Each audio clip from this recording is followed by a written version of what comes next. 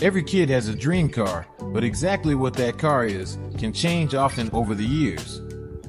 Some kids dream of Corvettes and grow up to like pickups. Others are enamored with sleek imports as children, but love American muscle as adults. Personally, I've had quite a few dream cars over the years. Some of them I still like to this day, others, well, they didn't exactly live up to the dream. Here are 5 cringeworthy car crushes I had when I was young. 1973 Mustang. You know how I feel about the Ford Mustang. It has been an icon of American automaking for decades, but you don't make cars for so many years without a few slip-ups along the way. The 1973 was one such mistake. For one thing, Ford had apparently given up on making powerful cars. The base model contained a V6 engine that couldn't even produce 100 horsepower.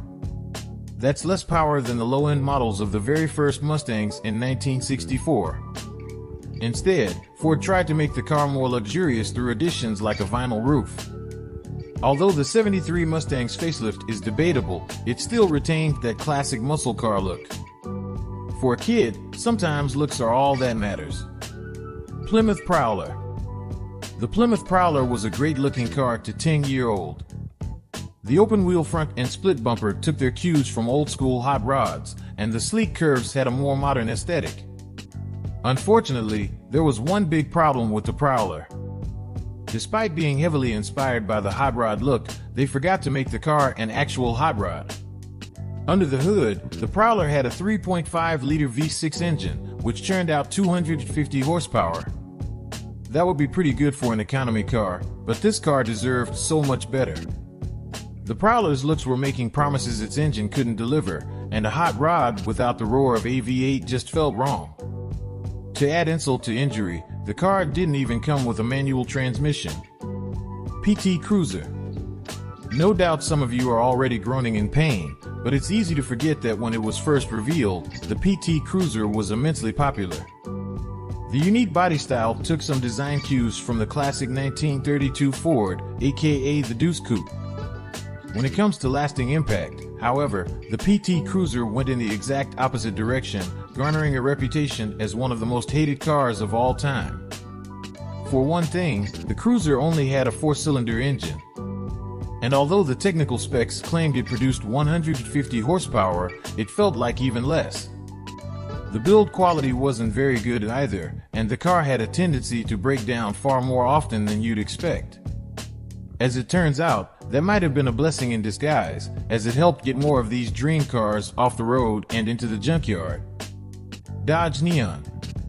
This is one of the most embarrassing. I honestly thought this car looked cool. With a slightly longer hood and sportier stance than other sedans at the time, as well as round headlights reminiscent of old muscle cars, the Dodge Neon actually looked like it might have a bit of zip in it. And with a price tag starting at under $10,000, that almost seemed too good to be true. As it turned out, it was. With a 132 horsepower engine taking it from 0 to 60 miles per hour in under 8 seconds, the Neon was a step above your average low-budget car, but not by much. More importantly, you paid for that extra step in a lot of other places. The car's low price tag could be felt by anyone who stepped inside, with cheap, low-quality materials covering every surface. The 4-cylinder engine was also louder than it had any right to be, with the loud buzzing at full throttle making you pray every second for the roar of a V8. 1975 Corvette. The word Corvette brings one thing to mind: speed. The entire brand is built upon being among the fastest cars on the road, and the 1975 Corvette certainly looked the part. It kept the sleek aerodynamic lines of previous years, but unified the rear bumper into a single piece, removing the unsightly line in the center. Unfortunately, this car was all show and no go. At only 165 horsepower, this was one of the least impressive Corvettes ever built. That's just 15 more horsepower than the first Corvettes back in 1953, and the 75 was carrying an extra 827 pounds. All this added up to a 7.7 second 0 to 60 time, leaving the 75 as a shameful mark on the Corvette name.